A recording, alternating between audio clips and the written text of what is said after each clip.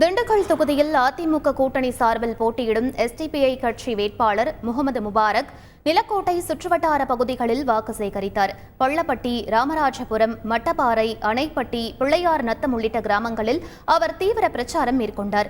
அணைப்பட்டி கிராமத்தில் பேசிய அவர், நீண்ட காலமாக சீரமைக்கப்படாமல் இருக்கும் அணைப்பட்டி சாலையை அமைத்துக் கொடுப்பதாக உறுதியளித்தார்.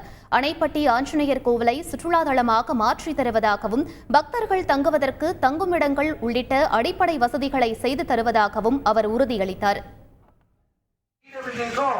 ரெண்டு துறைகளுக்கு நடுவில் இருக்கிற பிரச்சனையில ஹைவேஸுக்கு நடுவில் இருக்கிற பிரச்சனையில போடாம இருக்காங்க. நம்ம வந்தா நான் பாராளுமன்ற உறுப்பினராக வெற்றி பெற்றால் முதல்ல செய்ய வேண்டிய வேலையாக இந்த சாலையை முதலில் நான் கட்டித் தருவதற்கு போட்டு தருவதற்கு அனைத்து நடவடிக்கையும் மேற்கொள்வேன்.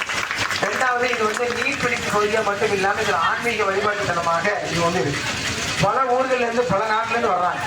இது வர்றவங்களுக்கு நல்ல வசதிகளை செய்து தர வேண்டாமா? செய்திகளை உடனுக்குடன் தெரிந்து கொள்ள உடனே சப்ஸ்கிரைப் பண்ணுங்க.